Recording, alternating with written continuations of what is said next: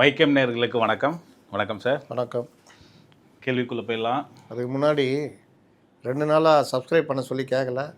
உடனே அந்த சப்ஸ்கிரிப்ஷனும் கொஞ்சம் குறைஞ்சிருக்குது. அதனால் பார்க்குறதுக்கு முன்னாடி அந்த சப்ஸ்கிரைப் பட்டனை அழுத்திட்டு அதுக்கப்புறம் பாருங்கன்னு கேட்டுக்கிறேன். சொல்லுங்கள் சார், இன்றைக்கி வைரலாக போயிட்டுருக்க விஷயம் என்னென்னா, திமுக விசஸ் காங்கிரஸுக்கு இடையான மோதல் தான் போயிட்டுருக்கு. அவங்க ஒன்றுமே இல்லை, எல்லாம் நாங்கள் வந்து தாயா பிள்ளையாக பழகுறோம், எங்கள் வீட்டில் எல்லா நாளும் கார்த்திகைன்னு பாடிக்கின்னு அவ்வளோ சந்தோஷமாக இருந்தாங்க. இந்தியா டுடே நடத்தின இந்த ரவுண்ட் டேபிள் கான்ஃபரன்ஸில் ஸ்டாலின் முதலமைச்சர் அவர்கள் என்ன சொல்லியிருக்காருன்னா, தமிழ்நாட்டை பொறுத்தவரை வந்து கூட்டணி ஆட்சி வந்து சாத்தியமே இல்லை, கூட்டணி ஆட்சியே வேணாம் தமிழ்நாட்டுக்கு அப்படின்னு சொல்லியிருக்காங்க. கூட்டணி ஆட்சின்றது அந்த டாப்பிக்கே வந்து இரு கட்சிகளுக்குள்ளே ஒரு பிரிவை ஏற்படுத்தக்கூடிய ஒரு விஷயமாக தான் நான் பார்க்குறேன். கூட்டணி ஆட்சி வந்து தமிழ்நாட்டுக்கு வேணாம் அப்படின்னு தான் சொல்லியிருக்காங்க. இது காங்கிரஸும் ஒரு சைடு வந்து தொகுதி பங்கீடு வந்து இன்னும் ஒதுக்கலை அப்படின்ட்டு அந்த பிரச்சனையும் ஒரு சைடு போயிட்டே இருக்குது. இந்த நிலையில் முதலமைச்சர் அவர்கள் இந்த மாதிரி கருத்தை தெரிவிச்சிருக்கிறத நீங்கள் எப்படி பார்க்குறீங்க? இது கூட்டணி ஆட்சின்றதை விட இங்கே பிரச்சனை எங்கே ஆரம்பிக்குதுன்றது தான் பார்க்கணும். காங்கிரஸ் 2011 தேர்தலில் 60 தொகுதி கொடுத்து 3 தொகுதி எக்ஸ்ட்ரா கேட்டு கிடைக்கலன்னு ஒன்று ரெய்டு கீடுலாம் நடத்தி பெரிய பிரச்சனை பண்ணி அந்த 3 தொகுதியை வாங்கினாங்க. பெரிய தகராறு நடந்தது. கூட்டணி விட்டே காங்கிரஸ் வெளியில் போகிற மாதிரிலாம் இருந்தது. அப்படிப்பட்ட காங்கிரஸ் 2014 அப்போ அதுக்கப்புறம் 2014 பிரிஞ்சிட்டாங்க. 2016 மறுபடியும் ஒன்று சேர்றாங்க. அப்புறம் 2019 ஒன்றா சேர்ந்து ராகுல் தான் பிரதமர்னு இவர் மட்டும் அறிவிக்கிறார். இந்தியாவில் ராகுலே நம்பலை, நான் பிரதமர் அப்படின்ற மாதிரி. பார்த்தா தமிழ்நாட்டில் ஆன்டி மோடி இது அப்போது பெரிய அளவில் இவங்க பண்ணதில் ராகுலுக்கு ஒரு நல்ல பேர் இருந்தது. பெரிய அளவில் ஜெயித்தாங்க, 50% ஓட்டு. அதுக்கப்புறம் 2021 சட்டமன்ற தேர்தல் வரும்பொழுது ரொம்ப நம்பிக்கையோடு இந்த இதில் அடிக்கடி நான் சொல்லுவேன், அந்த வி சேகர் படத்தில் ஏய் வாடா அப்படின்னு கூப்பிடுவாப்புல, ஆட்டோ கழுவிட்டு இருப்பாப்புல வடிவேலு, வாடான்னு கூப்பிட்டு என் பையனை காலைல ஸ்கூல் கூப்பிட்டு போயிட்டு சாயந்தரம் கொண்டு வந்து விடணும் அப்படின்னோன்னா வடிவேல் சரி தான் சார் அப்படின்ட்டு. அப்புறம் இது எப்படி பேசிக்கலாமா, டெய்லி எதிராக இல்லை மாதம் வாரமா மாதமாகணும் ஒன்று வைப்பாப்புல கவுண்டம் பண்ணி. அந்த மாதிரி 2019 எம்பி ஜெயிச்சு எல்லாம் சந்தோஷமாக இருக்கிறாங்கல்ல, அந்த சந்தோஷத்தோடைய 9 எம்பி, அந்த 10 எம்பி வாங்கினாங்க பாண்டிச்சேரி சேர்த்து 9 எம்பி காங்கிரஸ் போயிட்டு. அப்புறம் எப்படி வச்சுக்கலாமா, 60 இது எப்படி 60 66 அப்படின்னு கவுண்டர் மணி மாதிரி ஒன்று வச்சுட்டு 25 தொகுதி அவ்வளோதானே. அதே மாதிரி மற்றவங்களுக்கும் நான் 15 அப்படி திரும்பலாம் சொல்கிறாரு. ரொம்ப நம்பிக்கையாக போனேன், அப்புறம் பார்த்தா 4 சீட்டுனாங்க, அப்புறம் 6 சீட்டு கொடுத்தாங்க கடைசியில். அப்புறம் அந்த மாதிரி கவுண்டர் மணி வடிவேலுக்கு அதே மாதிரி ஆச்சு. அது அப்போவே இவர்களுக்கு பெரிய கோபம். சரி ஆட்சியில் இல்லை, அதுக்கு இவங்க சொன்ன காரணம் என்ன, நாங்கள் ஆட்சியில் இல்லை 10 வருஷமாக, அதிக தொகுதி நின்னா தான் எங்களுக்கு மெஜாரிட்டி கிடைக்கும், அதனால் நாங்கள் அதிக தொகுதி நிற்கணும், அதுக்கு நீங்கள் வந்து ஹெல்ப் பண்ணுங்கள். ஆனால் இதே காரணமாக வச்சு இவங்களை சுத்தமாக அப்படியே பண்ணுற ஏற்பாடு போனதுனால தான் இவங்களுக்கு கோபம். அதற்கு பிறகு 5 ஆண்டு கால ஆட்சியில் இவங்க அவங்களுக்கு பெரிய, அதாவது இவங்க வந்து அதிமுக சொல்லுவாங்க அடிமை கட்சி அது இதுன்னு, ஊரில் இருக்க எல்லா கொத்தடிமை கட்சிகளாகவும் இவங்க திமுக இருந்ததுடைய விளைவு தான் இந்த 5ஆவது ஆண்டு முடிஞ்சு தொடர்ற அடுத்த எலெக்ஷன் இதுக்கு எல்லாருக்கும் மீண்டும் காங்கிரஸுக்கு இன்னும் 5 தொகுதி குறைக்கலாமா, இவங்களை அப்படியே வச்சுக்கலாமா, முஸ்லீம் லீக் கட்சிகளுக்கு ஒரு தொகுதி கொடுக்கலாமா, இந்த அளவுக்கு யோசிக்க ஆரம்பிச்சோன்னா தான் இவங்களுக்கு அந்த கோபம் வந்து 5 வருஷமாக சிலுவை சுமந்துனுக்குறோம், உங்களுக்கு அவ்வளோ அசால்ட்டாக இருக்குதா அப்படின்ட்டு தான் இந்த 25 நிற்கணும், அதை மிஸ் பண்ணக்கூடாது. அப்போ அது கிடைக்கிறதுக்காவது ஏதாவது சண்டை போடணுன்னு ஆரம்பித்தது தான் இந்த சண்டை. இது அப்படி இப்படியே பரவிக்கிறவின்னா இன்னொன்று, போன தடவை சீட்டை குறைச்சப்போ நான் சொல்கிறேண்ணே ஒன்று வச்சப்போ வடிவேலு என்ன சாதாரண ஆள், அதனால் அப்படியே லைட்டாக கடை வச்சுட்டு போயிடுவாப்புல. அந்த மாதிரி அன்னைக்கு எதிரில் யார் பக்கத்தில் கூட்டணி போகிறதுக்கு யாருமே இல்லையே, ஆமாம் கம்முன்னுட்டாங்க. இன்றைக்கி தாவேக்கா இருக்குது. ஆனால் அந்த கட்சி பால்வாடி கட்சியோ என்னவோ, ஆனால் ஒரு 20%ஆவது ஓட்டு இருக்கும்ல. போயா நாங்கள் போகிறோம் ஏன்ட்டு போனால் ஒரு 50-60 சீட்டு நின்னா கூட தோத்தே போகிறாங்கன்னு வச்சுக்கோங்க. அந்த 20% இவங்களுக்கு ஒரு 5% சேருது. பொதுமக்கள் மத்தியில் ஒரு பெரிய கூட்டணி. இன்னொன்று காங்கிரஸ் போயிடுச்சுன்னா அப்புறம் இங்கே என்ன இருக்கும் திமுகவில், அது ஒரு பெரிய கூட்டணியாக சொல்ல முடியாது. அந்த இது மக்களுக்கு ஆமாம் அது கூட்டணி பெரிய கூட்டணி கிடையாதுன்ற லெவலுக்கு வந்துடுவாங்க. காங்கிரஸ் இல்லாமல் திமுக ஜெயிச்சதெல்லாம் வரலாறே கிடையாது. காங்கிரஸ் போயிட்டு மறுபடியும் இப்போ இவங்க அப்புறம் வாரம் பேசிக்கலாமா டெய்லி பேசிக்கலாமான்னு சிபிஎம் ஆரம்பித்து வச்சுங்க. அவங்களுக்கு ஒரு அறை வச்சா அவங்களும் அங்கே வந்துட்டாங்கன்னா நீங்கள் என்ன பண்ணுவீங்க? அப்போ அந்த மாதிரி வந்துட்டால் ஒருவேளை ஒரு 10-12 சீட்டு கூட ஜெயிக்கிறான்னு வச்சுக்கோங்க மொத்த கூட்டணியை. பர்சன்டேஜ் பார்த்தா காங்கிரஸுக்கு பெருசாக போயிட்டுருக்கும். ஒரு தொகுதிக்கு 20,000 25,000, இது 60 தொகுதினா எங்கேயோ போய்டும். அப்போது அதுக்கு அடுத்து உள்ளாட்சி தேர்தல் வரும்போது விஜய் கூடயே இருக்காருன்னா உள்ளாட்சி தேர்தலில் கொஞ்சம் ஜாஸ்தி ஜெயிக்கலாம். அதுக்கு அடுத்து பார்லிமெண்ட் எலெக்ஷன்னா திமுக யாரை பிரதம வேட்பாளர்னு சொல்லி நிற்க முடியும்?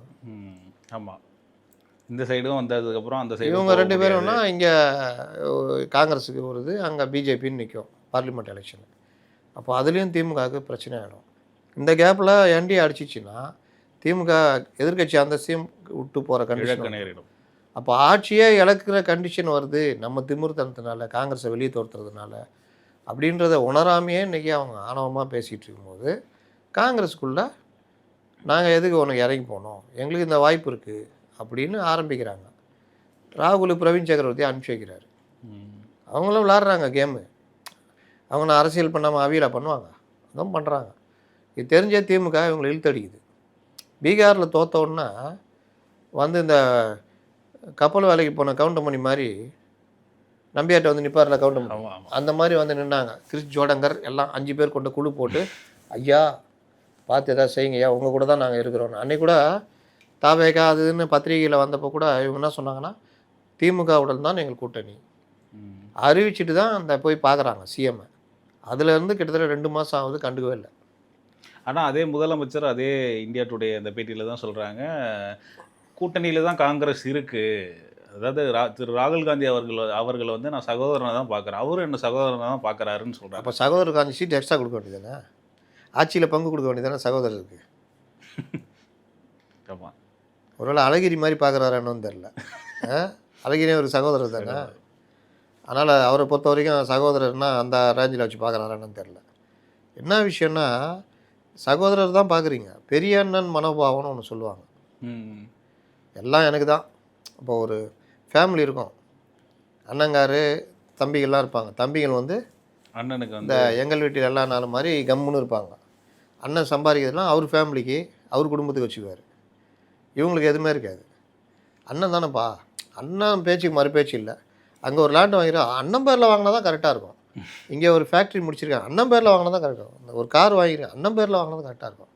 அண்ணன் எங்களுக்கு எல்லாமே அவர் தான், எதையும் பாகுபாடு பார்க்க மாட்டார். நாளைக்கு அண்ணனுக்கு பொண்டாட்டி வந்தா, உங்களுக்கு பொண்டாட்டி வந்தா, இல்லை ஏதாவது பிரச்சனை வந்தால் எல்லாம் என் பேரில் இது கிளம்புன்ட்டா என்ன பண்ணுவீங்க? இது பல இடங்களில் நடந்திருக்கு. நல்லா சம்பாதிப்பான், சொத்தை வந்து வேறு யாருக்காவது பேரில் வாங்குவான், தான் பொண்டாட்டி பிள்ளைங்க கூட வாங்க மாட்டான், சகோதரன் பேரில் தான் வாங்குவான். அவங்க எடுத்துகிட்டு போயிடுவாங்க. அப்புறம் அவங்க வந்து ஊர் பூரா கதை சொல்லணும் இருப்பான். இந்த மாதிரி இவர் சகோதரன்றார ஒருவேளை பெரிய அண்ணன் மனோபாவத்தில் தான் அணுகுனார். உங்களை நீங்கள் கலைஞருடைய மகனாக கலைஞர் மறைவுக்கு பிறகு தலைமை பதவிக்கு வர்றீங்க, உங்களுக்கு முதல் தேர்தலில் தோல்வி ஆகிடுச்சின்னா சிக்கலாகிடும். அதனால் 2019 எல்லாரையும் கூப்பிட்டு வாங்க சீட்டு தரேன் என் கூட இது பண்ணுங்கன்னு சொல்லி எல்லாரும் வந்து கை கொடுத்து கேட்ட தொகுதியெல்லாம் கொடுத்து நிற்கிறாரு. உங்களுக்கு ஒரு அடையாளத்தை கொடுக்குறாங்க. அன்றைக்கி நாங்களாம் வர முடியாதுன்னு வேறு எங்கேயா போயிருந்தாங்கன்னா உங்கள் கதி என்ன இருக்கும்? அந்த இதை இப்போ திருமாவளவன் சொல்கிறார், என்னை வெளியே போக சொன்னார் 2016. ஆனால் 2019 அதெல்லாம் மறந்துட்டு தானே வராரு, திரும்பி வராங்க. அப்போ அந்த மாதிரி திராவிட கட்சிகளோட கூட்டணி இல்லைன்னு ஒரு முடிவு எடுத்தாங்க கம்யூனிஸ்ட்டுகள். அது தூக்கி போட்டு தானே உங்களுக்கு ஆதரவு கொடுக்குறாங்க. காங்கிரஸு 2016க்கு அப்புறம் அப்படியே கூட்டணியில் ட்ராவல் பண்ணுது. அப்போ இது எல்லாம் பயன்படுத்திக்கிட்டு 2019 ஒரு வெற்றி, ஸ்டாலின் தான் வராரு, விடியல் தர போகிறான்னு பெரிய வெற்றி. அந்த உற்சாகத்தில் தானே 2021 தேர்தலுக்கு போகிறீங்க. அப்போ 21 தேர்தல் போகும் பொழுது உங்களுக்கு கூட்டணிக்கு உதவி பண்ண, உங்களை இது பண்ணவங்களுக்கு எதாவது பண்ணிருமா வேணாவா? இன்னைய வரைக்கும் இப்போ பிரவீன் சக்கரவர்த்தி ஒரு கேள்வி கேட்குறாரு, மற்ற மாநிலங்கள்லாம் அந்த மாதிரி கூட்டணி இது இருக்கு, தமிழ்நாடு மட்டும் ஏன் அமைதி காக்கிறதுன்னு. ஏன் அவங்கள மாதிரி நம்ம வந்து ஃபாலோ பண்ண முடியல? அவங்க மற்ற மாநிலங்களில் அது பாசிபிள்னும் போது இங்கே மட்டும் ஏன் தமிழ்நாட்டில் மட்டும் ஏன் அந்த பவர் ஷேரிங்கிற அந்த விஷயம் வந்து நடக்காமல் இருக்குது?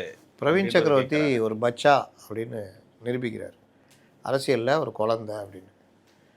நீங்கள் பார்த்தீங்கன்னா 1967 திமுக தான் ஆட்சி பிடிக்குது. ஆனால் அதிக ஓட் பர்சன்டேஜ் வச்சிருந்த கட்சி காங்கிரஸ். காங்கிரஸ். அதற்கு பிறகு தமிழ்நாட்டில் காங்கிரஸ் 69 உடையுது. இந்திரா காங்கிரஸ், பழைய காங்கிரஸ். பழைய காங்கிரஸ் தான் தமிழ்நாட்டில் வெயிட்டு. சிவாஜி கணேசன் இருந்தார், காமராஜர், மூப்பனார் எல்லாம் வந்து பழைய காங்கிரஸில் இருந்தாங்க. பழைய காங்கிரஸ் தான் பெருசாக ஜெயிச்சு பர்சன்டேஜ்லாம் இருக்குது.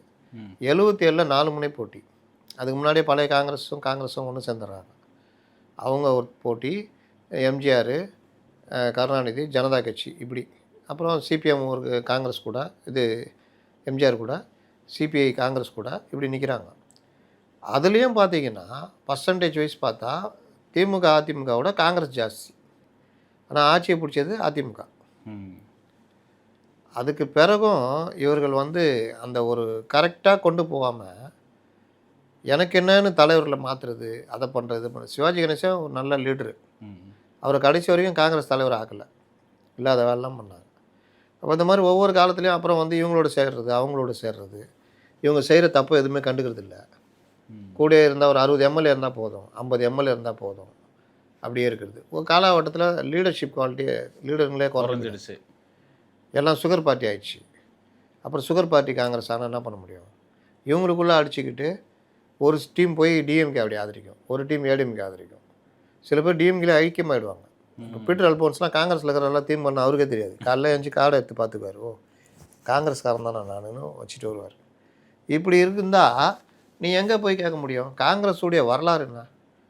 எல்லா ஸ்டேட்லேயுமே எடுத்துக்கிட்டிங்களேன். டெல்லியில் ஆட்சியில் இருந்தாங்க தொடர்ச்சியாக ஷீலா தீட்சித் இருக்க வரைக்கும். அதுக்கப்புறம் பிஜேபி வருது, ஆம் ஆத்மி வருது. இவங்க போட்டி போட்டு இது பண்ண முடியாமல் லாஸ்ட்டில் 3வது இடத்துக்கு போயிடுறாங்க. லாஸ்ட்டில் ஒன்றும் இல்லை. இதில் வெஸ்ட் பெங்காலில் எதிர்கட்சியாக இருந்தாங்க. ஒழுங்காக செயல்படாதனால மம்தா வெளியே வந்து ஒரு கட்சி ஆரம்பித்தாங்க. அப்புறம் பார்த்தா மம்தா கட்சி பெரிய கட்சியாகி காங்கிரஸ் கீழே போயிடுச்சு. அப்புறம் மம்தா கட்சி பெரிய கட்சியாகி சிபிஎம் கீழே போயிடுச்சு.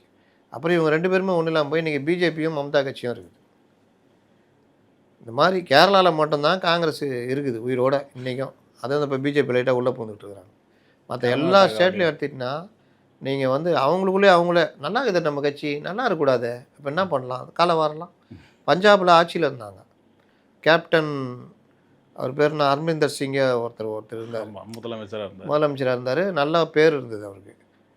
அங்கே வந்து இந்த 3 வேளாண் சட்டங்களுக்கு எதிராக பஞ்சாபில் அவ்வளோ ஒரு பெரிய போராட்டம் நடத்துனாங்க.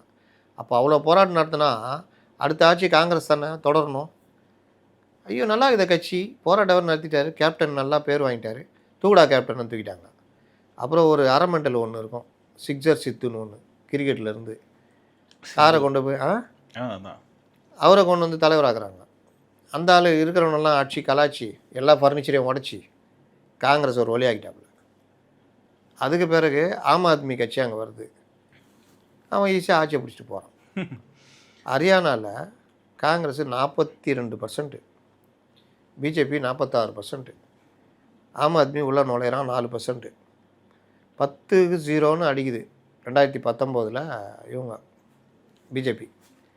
2024 பார்லிமெண்ட் எலெக்ஷனில் ஆம் ஆத்மியும் காங்கிரஸும் சேர்ந்து நிற்கிறாங்க, பிஜேபி தனியாக நிற்கிறாங்க. இவங்க வந்து 5 சீட்டு ஜெயிக்கிறாங்க, அவங்க 5 சீட்டு ஜெயிக்கிறாங்க. 10-0ன்றது 5-5ன்னு மாறுது. 3 மாதத்தில் எலெக்ஷனு, சட்டமன்ற எலெக்ஷன்.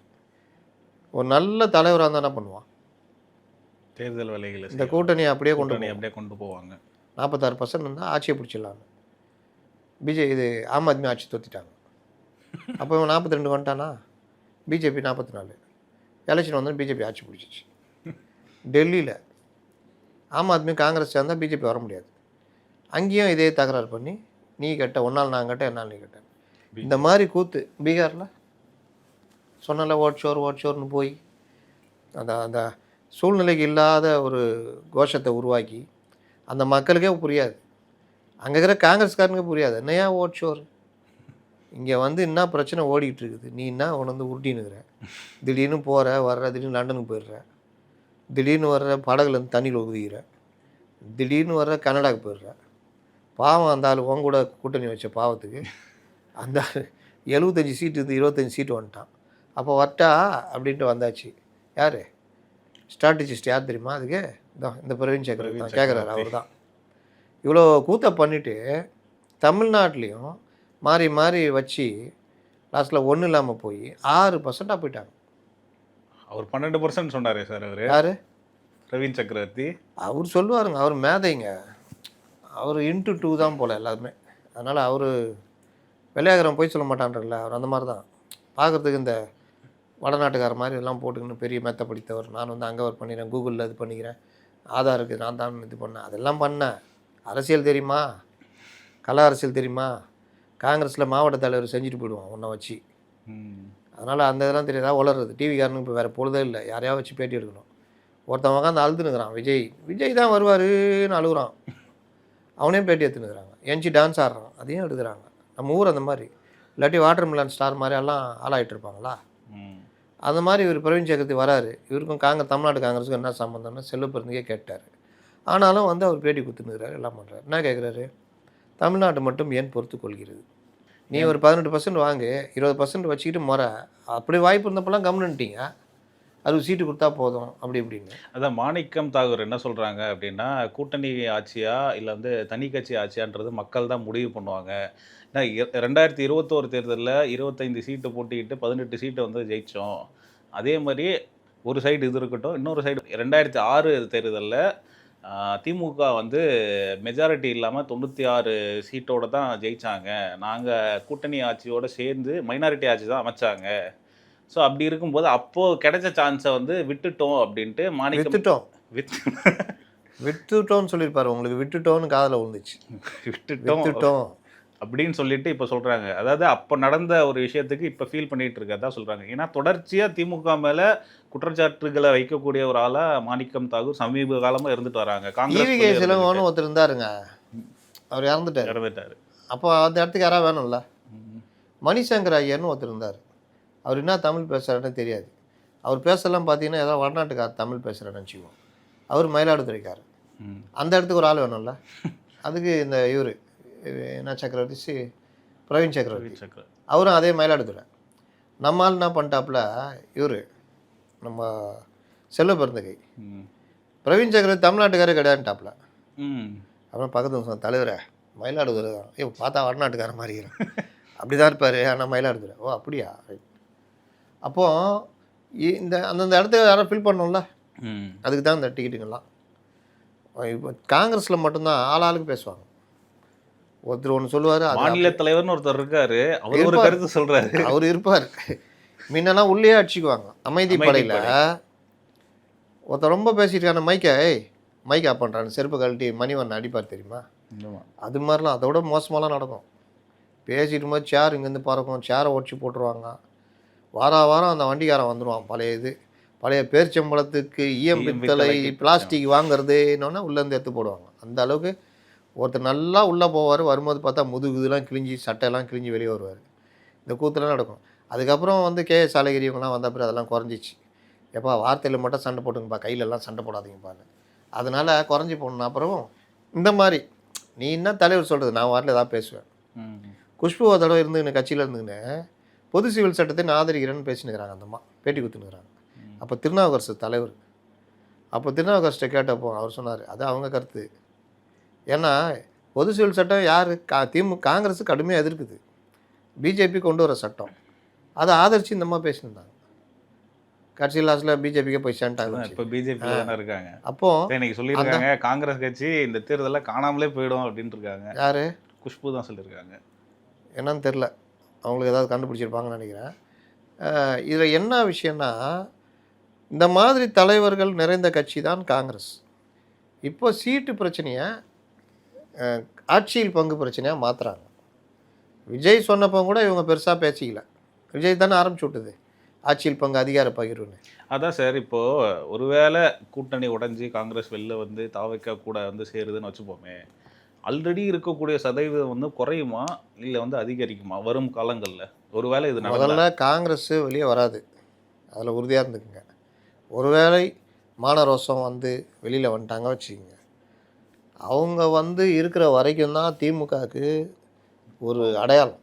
சிறுபான்மை மக்களின் காவலன், பாஜகவிற்கு பாஜகவின் எதிரி, இந்த மாதிரிலாம் உருட்டுறதுக்கெல்லாம் காங்கிரஸ் கூட இருந்தால் தான் முடியும். காங்கிரஸ் வெளியே வந்துடுச்சுன்னா அந்த முகமூடி கலண்டுரும். ம். ரெண்டாவது சிறுபான்மை மக்கள், பட்டியலின மக்கள் ஒரு குறிப்பிட்ட குரூப்பு அப்படியே காங்கிரஸ் பக்கம், காங்கிரஸ் தாவேகாக்கு வந்துச்சுன்னா அப்படியே தாவேகா பக்கம் வந்துடும். அப்போ கட்சியுடைய பர்சன்டேஜ், காங்கிரஸுடைய பர்சன்டேஜ் போயிடும். ம். சிறுபான்மை மக்கள் ஏற்கனவே விஜய் இப்போவே பிரிச்சுக்கிட்டு இருக்காரு. காங்கிரஸாக வந்தால் சுத்தமாக அது பிரியும். ஏன்னா இவங்க போடுற ரெட்டை வேடம்லாம் சிறுபான்மை மக்களுக்கு தெரிய ஆரம்பிக்குது. ம். நீங்கள் பல விஷயங்களில் இஸ்லாமியர் கிறிஸ்தவர்களுக்கு என்னென்ன பண்ணுறீங்க, என்ன பண்ணலை, பிரதிநிதித்துவம் என்ன. ஒரே ஒரு அமைச்சர் முஸ்லீமுக்கு, கிறிஸ்டியனுக்கு ஒரே ஒரு அமைச்சர். அவர் கிறிஸ்டியனா என்னன்னு தெரியாது. திடீர்னு பெரியாருன்னுவார், திடீர்னு திருச்சபையில் போய் நின்று இருப்பார். பால்வளத்துறை அமைச்சர், அதை தவிர மற்ற எல்லா வேலையும் பண்ணிகிட்டு இருப்பார். நல்லா இருந்த பால்வளத்துறையை கொண்டு போய் முட்டு சந்தில் விட்டார். அந்த மாதிரி சாதனையாளர் அவர், மனோ தங்கராஜ்னு பேர். அப்போ இந்த மாதிரி 2 பேர் தாங்கிறாங்க. இந்த மாதிரிலாம் பண்ணுறதுக்கு அவங்க பார்க்குறாங்க மக்கள். இது கட்சி இன்னொன்று, அது சிறுபான்மையாக இருக்கட்டும் யாராகட்டும், அவங்கள பாதிக்குது, விலைவாசி எல்லாம் பாதிக்குதுன்னா இந்த கட்சி வேணாடா அதிமுக போடலான்னு முடிவு பண்ணால் பிஜேபி கூட இருக்குது. அப்போ முஸ்லீம் கிறிஸ்டியன் எப்படி பார்ப்பாங்க? பிஜேபி கூட சரி விடு, அனதாச்சு வாக்கப்பட்டோம் போய் தோலை அப்படின்னு திமுக போட்டிருந்தாங்க. இப்போ மாற்றி போகிறதுக்கு வாய்ப்பு இருக்குது. அப்போ காங்கிரஸோடு சேர்ந்து அதுவும் போயிடும். விஜய் ரசிகர்கள் போன எலெக்ஷனில் ஓட்டு போட்டவங்களும் அப்படியே போடுவாங்க. அப்போ திமுகன்றது முற்றிலும் பொலிவிலேருந்து கீழே இறங்கிடும். ரெண்டாவது, காங்கிரஸும் தாவேகா சேர்ந்துட்டாங்கப்பா, வேறு லெவலுப்பா. இனிமேல் தத்தகா புத்தகா போனாலும் இனிமேல் வேறு லெவல்ப்பா அப்படி இப்படின்னு அங்கங்கே நிற்கிற வேட்பாளரை போட்டாங்க வச்சுக்கோங்க. ஏதோ உருட்டினா கூட ஓரளவுக்கு வாக்குகளை பிரித்து திமுக ஒன்றும் இல்லாமல் போனோம். அந்த பலம் குறைஞ்சிடும் திமுக. திமுக மேலே இருக்கக்கூடிய ஒரு கேள்வி என்னென்னா, தொடர்ச்சியாக 2 முறை திமுக ஆட்சியில் இல்லை அப்படின்ற ஒரு கேள்வி சமீப காலம் கடைசியாக நடந்த எலெக்ஷனில் எல்லாம் பார்த்துட்டு வரோம். அப்போது இதெல்லாம் நடக்கும்போது ஒருவேளை கூட்டணி பிரிஞ்சுட்டா திமுக வலுவிழந்துரும் அப்படின்றது தானே. கூட்டணி இருந்தாலும் வலுவிழந்து தான் போயினுது. ஏன்னா விஜய் பிரிக்க போகும் வாக்குகள்லாம் அவங்களுக்கு ஆட்சியை கண்டினியூ பண்ணக்கூடாது. இவங்க இந்தியா டுடே என்ன இது, அவன் 6 மாதத்துக்கு தடவை ஒரு டுபாகோ ரிப்போர்ட் ஒன்று வெளியிடுவாப்புல. அதில் பார்லிமெண்ட்டில் தேர்தல் நடந்தால் எப்படின்னு 39 தொகுதிக்கு இந்த பர்சன்டேஜ் விட்டு இவர் உருட்டுறாரு. போன தடவை 3%, இந்த தடவை 12% ஜெயிப்போன்னு. எவ்வளோ நம்பிக்கை பாருங்கள். இவருக்கும் யதார்த்தத்துக்கும் நடைமுறைக்கும் சம்மந்தமே இல்லை. அப்படி இருந்திருந்தால் அந்த ஸ்ட்ராட்டஜி டீம்லாம் வச்சுக்கிட்டு இவரை பைக் ஓட்ட விட்றது, விஜய் மாதிரி துண்டை போடுறது, செல்ஃபி எடுக்குது, ரேம்ப் வாக் போகிறதெல்லாம் பண்ணால் இவருக்கு கோவம் வரணும். அதெல்லாம் ஏற்றுக்கிறாருன்னா இவருக்கும் நடைமுறைக்கும் யதார்த்தத்துக்கும் சம்மந்தமே இல்லைன்னு என்ன சொன்னாலும் செய்கிறன்ற மாதிரி பண்ணிகிட்டு இருக்காரு. அதில் தான் நம்ம ஆட்சி சிறப்பாகுதுன்னு நம்பிக்கிட்டு இருக்காரு. அது எப்படி இருக்குதுன்றது தேர்தல் முடிவு வரும்போது அவருக்கு பெரிய அதிர்ச்சியாக இருக்கும். அது அப்போ இவர்கிட்ட சிறப்பாக சொன்னவங்களாம் அங்கே போய் நின்றுட்டுருப்பான், போக்கையோட நின்றுட்டுருப்பான். ஏய் என்னடா எதிரில் நிற்கிறேன்னா தலைவரை வரேன், முடிஞ்சிச்சு, நம்மது முடிஞ்சிச்சு, இங்கே தான் இனிமேல் அப்படின்ட்டு எனக்கு என்னென்னு போகிறது தான் இருக்குது. அதிகாரிகள் தானே, அவங்களுக்கு 60 வருஷம் சர்வீஸ் இருக்குது, அவங்க வேலையை பார்த்துட்டு போயிட்டே இருப்பாங்க. அப்போது இவருக்கு அப்போ உண்மை புரியும் பொழுது எல்லாம் கையை விட்டு போயிருக்கும். இப்போவும் சொல்கிறேன், இவர்களுக்கு நம்ம தான் பெரிய ஆள், நம்மளை வச்சு தான் அப்படின்ற ஒரு ஆணவம் இருக்குல்ல, அது ரொம்ப தவறு. காலம் மாறிக்கிட்டே வருது. அதை தான் இப்போ கூட்டணி ஆட்சின்ற மாதிரி இவங்க காங்கிரஸ்லாம் உருட்டுறாங்க. அதெல்லாம் நடக்காது. ஒருவேளை தொங்கு சட்டசபை இதெல்லாம் வந்ததுன்னா கூட்டணி ஆட்சி இல்லாமல் நீங்கள் ஆட்சி அமைக்க முடியாது. 2006 மாதிரிலாம் அமைக்க முடியாது. அது ஒரு பிரச்சனை இருக்குது. இன்னொன்று இப்போ அருண்ராஜ்லாம் சொல்கிறாரு, 4 கால், 4 காலில் அதில் ஒரு கால் தான் சொந்தம், 2 கால் இருக்கும். ஒரு கால்லாம் சொல்கிறது ரொம்ப கம்மி. மித்த 3 கால் மிச்சம் 2 கால் கூட்டணி கட்சிங்க. 2 காலில் உட்கார முடியுமா? சேர் கவுந்துரும், நிற்காது. முதல்ல ஒரு கால் இல்லைனாலே கவுந்துரும். ஆமாம். அப்போது 4 காலுக்கு வேணும்னா நீங்கள் இதெல்லாம் பண்ணணும், நீங்கள் என்ன சமூக நீதி கட்சி அப்படி இப்படின்னு கேட்குற நல்ல விவாதம். அந்த மாதிரி தான் தொடங்கி விடணும், வம்பை இழுத்து விடணும். ஒரு அரசியல் கட்சினா அப்படி தான் வம்பு இழுத்து விடணும். அதனால் திமுகவுக்கு இது நெருக்கடியான காலகட்டம். நீங்கள் இதுக்கு முன்னாடி வரைக்கும் ஏடிஎம்கே கூட்டணி ஒன்றும் இல்லை, அடிச்சுக்கிறாங்க, உருண்டுக்கிறாங்க, அது இதுன்னு நானோ உருட்டுனீங்க. அப்போல்லாம் நான் சொல்லிக்கிட்டு இருப்பேன், பேட்டா உண்மையான உருவம், உண்மையான பிரச்சனை ஜனவரிக்கு மேலே இந்த கூட்டணிக்குள்ளே வருதா இல்லையா பாரு, காத்துக்கிட்டு இருக்குது காங்கிரஸ் எல்லாம் நெருக்கடியிலன்னு. அது இப்போ நடக்குது. அன்றைக்கி இதென்னமோ பெரிய இரும்பு கோட்டை முரட்டு சிங்கம் மாதிரி பேசியிருந்தாங்க. இன்றைக்கி கோட்டை கதவுகள்லேருந்து கோட்டையிலெல்லாம் பேர்ந்து விழுந்துட்டுருக்குது. முதல்வர் பற்றி கவலையப்படாமல் பதில் அறிக்கை விட்டுனுக்குறாங்க. இப்போது நாளைக்கு இந்த 22ஆம் தேதி பேச்சுவார்த்தை. அது ஏன் பண்ணுறாங்க? முன்கூட்டியே பேச்சுவார்த்தை நடத்திட்டா காங்கிரஸ் இவ்வளோன்னா அவனுக்கு டைம் கிடைக்கும். நான் 25 30 இரு நான் கையெழுத்துலாம் போட மாட்டேன், இரு பேசிட்டு வரேன்ட்டு மேலே பேசிட்டு தாவேகா கூட அந்த மாதிரிலாம் எடுப்பாங்க. அப்போ ஏப்பா சரி அவங்கள விடுப்பா, இப்போ நீ வாப்பா 6 சீட்டுனா 6 8 தரேன் வா, 8 கொன்றுவேன்னுங்கிறான். நான் சரி சரி 10 தரேன் வா, 10 இரு நான் பேசிட்டு வரேன். காங்கிரஸ் என்ன முடிவு எடுக்கட்டும், இந்த டைம்லாம் கிடைக்கும்ல. அதுக்காக தான் நெருக்கி கொண்டு போய் பிப்ரவரி கடைசியில் 22 தேதிக்கு மேலேனா மொல்லமாக பேசி இப்போ தேர்தலாம் அறிவிச்சிட்டாங்க, விடுப்பா அதெல்லாம் பார்த்துக்கலாமா, நான் போ போ போ அப்படின்றோம். ஏன்னா தேர்தல் அறிக்கையும் இன்னும் ரிலீஸ் பண்ணல. ஆனால் தேர்தல் மாநாடு நாளுக்கு நாள் நடந்துக்கிட்டு தான் இருக்காங்க. இன்னைக்கு கூட ஒரு மாநாடு ஈஸியாக துட்டுக்குது நடத்தினேங்கிறாங்க. அது வேணா ஒருத்தர் ஏற்பாடு பண்ணிக்கின்னு நடத்திக்கின்னு போயின்னு வந்துக்கின்னு அதில் போய் ஏதாவது பேசிக்கிட்டு ரஜினிகாந்த் பட வசனத்தை சொல்லிக்கிட்டு எதையா பண்ணிட்டு போவோம் தான். அவரு ஜாலியாகிறார். அவர் எப்போவுமே அப்படி தான். ஆனால் உண்மையான விஷயம்னா எங்கே நம்ம கவனம் செலுத்தணும், என்னென்ன பண்ணணும் அதெல்லாம் கிடையாது. கட்சிக்குள்ளேயே பாருங்கள், இப்போ கனிமொழி பார்த்தா தென்மண்டல பொறுப்பாளர் திடீர்னு இங்கேருந்து சபரிஷன் போகிறார், போய் உட்காந்து கூட்டம் போட்டு நடத்துகிறாரு. அப்போது இது கட்சிக்கு வெளியேவும் பத்திரிகைகள்லேயும் ஒரு செய்தியாக வரும்பொழுது அது ஒரு பேசப்படும் பொருளாக மாறுது. இவர் யாருன்னு எல்லாருக்கும் தெரியும், இவர் என்ன பவரில் இருக்கான்னு தெரியும். ஆனால் கட்சியில் என்ன பொறுப்பில் இருக்கார், கூட்டத்தை கூட்டி ஆலோசனை பண்ணுற அளவுக்கு இவர் என்ன பொறுப்பில் இருக்கார், அந்த கேள்வி வருமா வராதா? கண்டிப்பாக. அதுக்கு நீங்கள் ஏதாவது ஒரு கட்சியில் பொறுப்பாளர் ஆகிட்டிங்கன்னா அவர் போனார் வரனா அஃபிஷியலாக ஆகிடும். இப்போ அஃபிஷியலாகவே இல்லாத ஒருத்தர் என்ன பொறுப்பில் இருக்கார், என்ன இது அப்படின்னு நீங்கள் பார்த்தீங்கன்னா நியூ இயருக்கு எல்லாம் போய் தலைவரை பார்க்குறாங்க. பார்த்துட்டு துணை முதல்வரை பார்க்கலான்னு போனால் இன்னும் எந்திக்கவே இல்லைங்கன்றாங்க. என்னங்க எல்லாம் விடிஞ்சிச்சு, புத்தாண்டு காலையில் எல்லாம் அதெல்லாம் 2 மணி வாங்க. அதில் அந்த விஷயத்தில் அவருக்கும் விஜய்க்கும் பெரும் போட்டி நடந்துக்கிட்டு இருக்குது அப்படின்றாங்க.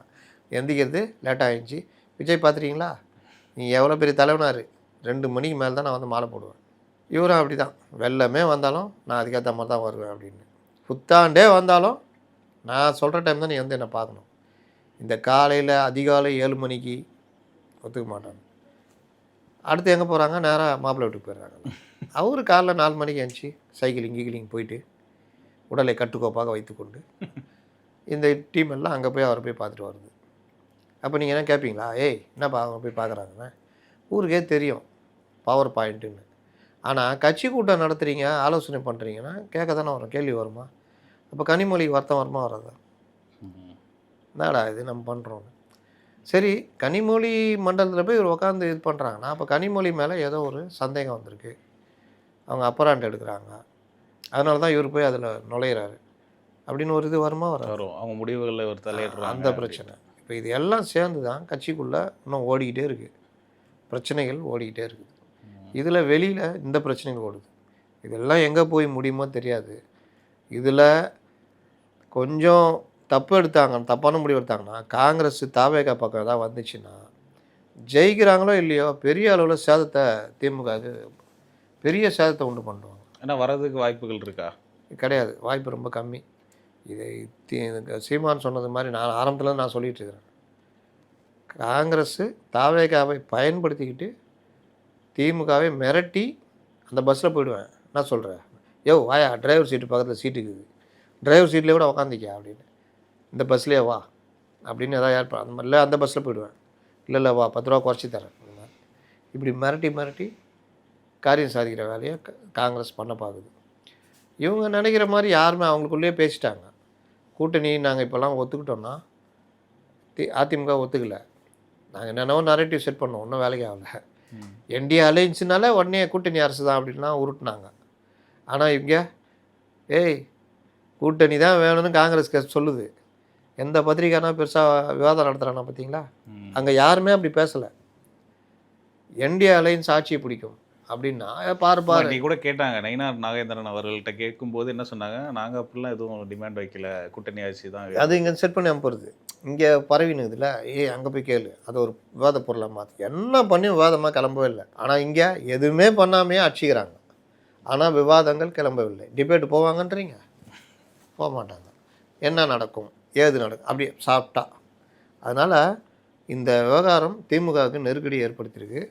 இந்த மாதம் முழுவதும் நான் ஏற்கனவே சொன்ன மாதிரி சண்டை மாதம், பிப்ரவரி மாதம் சண்டை மாதம். மற்ற கட்சிகள்னு பார்க்கும்போது தேமுதிக மற்றும் பாமக இவர்கள்லாம் வந்து என்டிஏ கூட கூட்டணி வைக்கிற மாதிரி ஒரு தகவல் வந்துக்கிட்டே இருக்கு.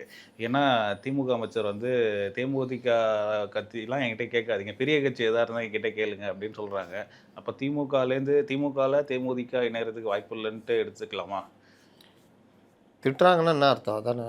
அதுதான் அர்த்தம். அப்போ இவங்க என்டிஏ கூட கூட்டணி பேச்சுவார்த்தை நடந்துட்டு இருக்கா தேமுதிக மற்றும் பாமக? அது அவங்களுக்கே தெரியாது. விருப்பமுன்னு ஏங்க வந்து இவ்வளோலாம் கேட்க தேவையில்லைங்க. அவங்க ஏதாவது ஒரு முடிவு எடுப்பாங்க. அவங்க தான் என்ன சொல்லிக்கிறாங்க, எனக்கு யார் லாபமாக கொடுக்குறீங்களோ அங்கே போயிடுவேன்றாங்க. இப்போதைக்கு எல்லாரும் திட்ட ஆரம்பிச்சிட்டாங்க டிஎம்கேல. அப்போ அங்கே ஒன்றும் இல்லைன்னு தெரிஞ்சிச்சு. இங்கேயும் வந்து திண்டுக்கல் சீனிவாசன் நாங்கள் ஒன்றும் நடத்தலை, எல்முருகன் தான் பேச்சுவார்த்தை நடத்துகிறான்ட்டாங்க. நயனா நாகேந்திரன் கேட்டால் நாங்களும் பேச்சுவார்த்தை நடத்துகிறோன்றாங்க. அப்போ யாருமே உங்களை கண்டுக்கல, கண்டுக்காமே உங்கள் சீனை போட்டுன்னுக்குறாங்க. மொத்தமாக கண்டுக்காமல் போயிட்டாங்கன்னா கண்டம். அதனால் சீக்கிரம் அவங்க முடிவெடுக்க வேண்டிய நேரம் வந்துடுச்சு. ஏதாவது ஒரு முடிவெடுத்து 3 பேர் குழப்பமாக தெரியுறாங்க. ஓபிஎஸ், இவங்க, ஐயா குழப்பத்துக்கு தீர்வே கிடையாது. அதனால் நீங்கள் என்ன பாமக என்டிஏக்கு பேசிகிட்டு இருக்காங்களா? எந்த பாமக சொன்னீங்க? அதான் பாமகனா அன்புமணி இருக்கிற பாமக தான் பாமக. அவங்க பேசி முடிச்சிட்டாங்க. ராமதாஸ் அவர்கள் அவரு கிடையவே கிடையாது. அவரும் 4 பேரும் அப்படின்னு தான் இருக்கிறாங்க. அப்போ அதில் வந்து நீங்கள் எந்த முடிவும் எடுக்க முடியாது. அதை விட்டுருங்க. ஒருவேளை திமுக கூப்பிட்டு அவரை சேர்த்துக்கிட்டு வாய்ஸ் கொடுக்குற மாதிரி பண்ணாங்கன்னா, அப்படி ட்ரை பண்ணுறாங்க. அதுக்கு திருமாவளவன் அப்ஜெக்ஷன் பண்ணுறாரு. அதெல்லாம் சமாதானப்படுத்திடுவாங்க. அதுக்கேற்ற மாதிரி திருமாவளவன் சொல்லுவார், மதம் பெரிதா ஜாதி பெரிதா என்று பார்க்கும் பொழுது எனக்கு மதம் தான் பெரிதாக தெரிகிறது, ஜாதியை அப்பொழுது பிறகு வைத்துக்கொள்ளலாம் என்று அப்படி இப்படின்னு ஊட்டிக்குவாப்பில்ல. அதனால் அதை விட்டுருங்க. ஓபிஎஸ் 3வது குழப்பவாதி. அந்த சங்கு சக்கரம் சுற்றினே இருக்குது. ஆமாம், அவர் அது எங்கேயா அணைஞ்சி ஒதுங்கணும். ஆமாம், அதனால் அவர் பெரிய கட்சி வச்சு பயங்கரமான தலைவர். அவர் 28% வச்சுன்னுக்கிறாப்புல. எல்லாரும் அவர் என்ன முடிவு எடுக்க போகிறான்னு காத்துன்னுக்குறாங்க. அதனால் இதுதான் நிலமை. அடுத்த கட்டம்லாம் வந்து ஒரு பெரிய இதெல்லாம் கிடையாது. அவங்க பிரேமலதெல்லாம் முடிவெடுத்து ஆகணும், ஸ்பீடாக எடுத்து தான் ஆகணும். சார், இந்த நேற்று தாவேக்காவுக்கும் திமுகவினருக்கும் இடையில் வந்து சண்டை நடந்துச்சு. அது பேசு பொருளாச்சு. இவங்க வந்து தாவேக்கா தரப்பில் வந்து அவங்க போயிட்டு இந்த சர்வே மாதிரி எடுக்க ஒரு வீடாக போய் எடுத்துகிட்டு இருந்தாங்க. ஆனால் திமுகவினர் வந்து மறுச்சு அவங்கள வந்து தாக்குதல் நடத்தினது வந்து பேசு பொருளாகிட்டு இருக்கு. ரொம்ப இந்தியா லெவலில் பேசிகிட்டு இருக்காங்க. அதை பற்றி நீங்கள் என்ன நினைக்கிறீங்க? இந்தியா முழுவதும் பேசு பொருளா? அதை என்டிடிவிலாம் அதை பற்றி பேசிகிட்டு இருந்தாங்க. என்டிடிவியில் தான் ஆள் வச்சுக்கிறாங்கன்னு நினைக்கிறேன். அதாவது ஆனால் அது அப்படி வந்துச்சுன்னா இந்தியா லெவலில் போக தானே செய்யும். பார்க்குறவங்க பார்க்க தான் செய்வாங்க. நீங்கள் பார்த்தீங்கன்னா தாவேக்கா வந்து ஃபஸ்ட்டு இந்த சர்வே எடுக்கிறதுனால 5 ஜல்லிக்கு பிரயோஜனம் கிடையாதுன்னுவாங்கல்ல. சர்வே எடுத்து என்ன பண்ண போகிறீங்க? சர்வே யார் எடுப்பா? அதுக்கு ஒரு டீம் இருக்கும், அது சாம்பிள்ஸ் எடுக்கும்.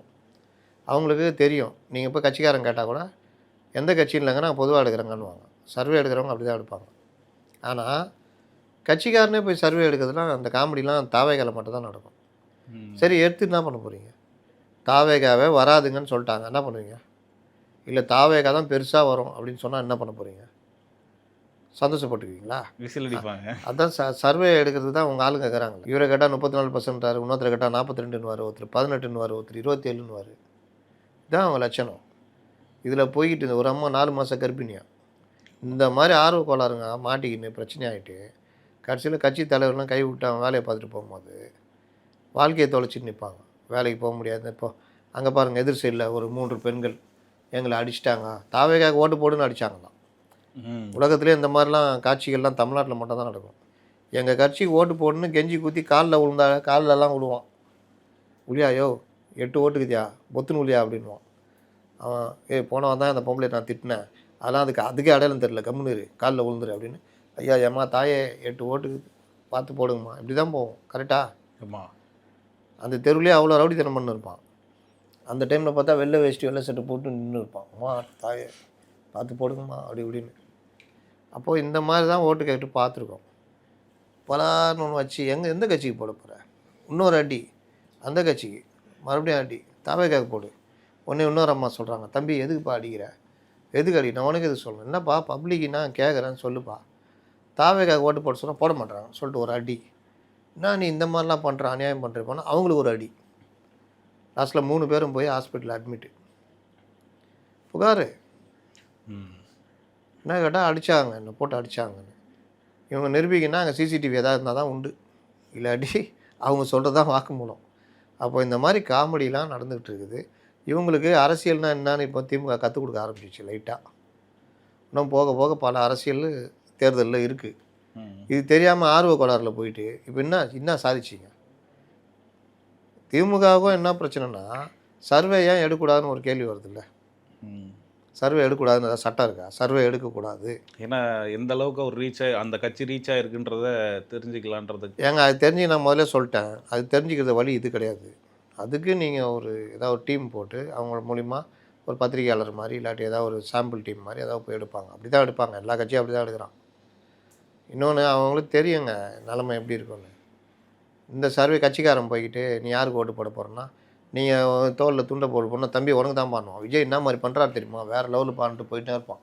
ம். நம்ம ஜனங்க பயங்கர உஷாரு. முதல்ல உங்களை யாருன்னு ட்ரீட் பண்ணுவான். இந்த வடிவேல் கூட ஒரு படத்துல திமுக தான் வரீங்கன்னா, திமுக தம்பி நம்ம இளையவர் சின்னவர். அவர் மட்டும் இல்லைன்னா தமிழ்நாடு தம்பி வேறு லெவல் ஆகிட்டு இருக்கும். அவர்னால தான் நீ தமிழ்நாடே நல்லா இருக்குது தம்பி. அப்புறம் தம்பி எங்கள் வீட்டில் 5 பேர் இருக்கிறாங்க என்ன பண்ண போகிறேன்னு. ஏன்னா ஜனங்க அப்படி ஆகிட்டாங்க. நீ என்ன ஏதாவது கொடுக்குறியா? நான் ஏதாவது சொல்லணுமான்னு கேட்போம். இல்லைங்க நான் சும்மா தான் சாம்பிள் சாம்பிள் சும்மா தான் எடுக்க வந்தேன். சரி போ அப்படின்னுவான். அப்போ அவன் அந்த ஆளுடைய பேச்சை அவன் ரைடு பண்ணி போய் சொல்லுவான். இவன் இதை நம்பின்னு வந்துட்டு சார் போன இடம்லாம் நமக்கு தான் சார் ஓட்டுன்னு சொல்கிறாங்க சார்னு. இது எதுக்குன்ற எடுத்து என்ன பண்ண போகிறீங்க? சரி அப்படி தான் சரி ஆர்வ கலரில் எடுக்கிறாங்க. நீ ஒரு 10 திமுககாரனை அனுப்பிச்சு எல்லோரும் தாவேக தான் ஓட்டு போகிறான்னு சொல்லிட்டு போ. அவன் நம்பிட்டு போட்டுமே. எடுக்கக்கூடாதுன்னு நீ ஏன் முடிவு பண்ணுற? நீ யார்? உனக்கு எதாவது பட்டா போட்டு கொடுத்துருக்காங்களா? திமுககாரங்க மட்டும்தான் அந்த தெருவில் இருக்கணும், தாவேகாரங்க வரவே கூடாது, ப்ராஹிபிட்டட், அந்த மாதிரி தான் இருக்கா? என்னங்க அநியாயம் இது? இதை மறைக்கிறதுக்கு தான் ஏதாவது ஒரு புதுசாக கதை கட்டி விட்டு ஓட்டு போடணும் அடிச்சாங்க அப்படி இப்படின்னு கேஸ்லாம் போட்டுருவாங்க. இப்போ அந்த தம்பிகள் வழக்கில் மாட்டிக்கிட்டு வாழ்நாள் பூரா கவர்மெண்ட் வேலைக்கும் இந்த வேலைக்கும் போக முடியாது. இதை தான் சொல்கிறேன். இந்த மாதிரி ஆர்வ கோளாறுத்தனம் பண்ணக்கூடாது. கட்சியை அரசியல் ரீதியாகவும் வளர்க்கணும். இவங்க வாட்டில் இப்போ ஆடு மந்தையை பற்றி விட்ட மாதிரி பற்றி விட்டாங்க. அவங்களுக்கு என்ன செய்யுதுன்னு தெரில. ஒரு ஒரு ஒரு என்னது ஆர்கனைஸ்டு பார்ட்டியாக இல்லை. ஆர்கனைஸ்டு பார்ட்டியாக இருக்கிறதுக்கு ஆர்கனைஸ்டு லீடர்ஸ் இருக்கணும்ல. இங்கே தான் அதே கிடையாது. லீடர்ஷிப் குவாலிட்டியே கிடையாது. சினிமாவுக்கு டிக்கெட் விற்றுட்டு இந்த மாதிரி விற்றாலாம் கட்சி நடத்தினா ஒரு பொலிட்டிக்கல் நாலேஜ் கிடையாது. ஒரு கட்சி அமைப்பு விதிகள்னு ஒன்று இருக்கும். ஸ்தாபனம் அமைப்பு இந்த மாதிரிலாம் இருக்குது. அதை எப்படி கொண்டு போகணுன்னு எதுவுமே தெரியாது. சும்மா கூடணும் கலைஞ்சோம், கூடனா மைக்கு பிடிச்சா தலைவரை வாழ்த்தி பேசிடணும், அவ்வளோதான். கட்சிக்கு ஒரு பொதுச்செயலாளர் இருக்கார். என்னையாவது டிஎம்கே கவர்மெண்ட் எதிர்த்து அவர் ஏதாவது பேசி பார்த்துருக்கீங்களா? வீர உரை நிகழ்த்தி ஒன்றும் கிடையாது. அதனால் இந்த கட்சி ஏதோ நகர்றதே பெரிய விஷயம். இதில் இந்த மாதிரி ஆர்வ கோளாறுத்தனமாக போய் மாட்டிக்கின்னு அடி வாங்கிட்டு அந்த பொண்ணு ஹாஸ்பிட்டலில் ஏதோ அட்மிட் ஆகாமல் ஆமாம், அது தேவையா? அடுத்த மாதம் தேர்தல் இருக்கும்போது இப்போ சர்வே எடுத்து என்ன பண்ண போகிறீங்க? ஒன்றும் புரியல. இதான் பிரச்சனை. சார் ஆக மொத்தம் இப்போ இந்த தேர்தல் களத்தை பொறுத்தவரை, தமிழ்நாடு தேர்தல் பொறுத்தவரை எத்தனை முனை போட்டி சார்? 4 முனை. 4 முனை. ஒன்று அதிமுக தலைமையிலான கூட்டணி, அது என்டிஏ. இன்னொன்று டிஎம்கே தலைமையிலான இண்டி. அவங்க சொல்லவே மாட்டாங்க பாருங்களேன். சொல்லவே மாட்டாங்க. சமூக நீதி கூட்டணின்னு வச்சுக்கோங்க. 3வது தாவேகா தலைமையிலான தனி கூட்டணி. யாராக இருக்காங்க? மாபெரும் கட்சி முஸ்தபா கட்சி மட்டும் இருக்குது கூட. இது இன்னொரு பக்கம் சீமான். எப்போவுமே நான் ஒத்த ஆள் ஒத்தையில் தான் போவேன்னு அவர். இந்த 4 போட்டி இருக்குது. இந்த 4 போட்டியில் தான் யார் என்ன ஏதுன்னு வரும். நன்றி சார். நன்றி.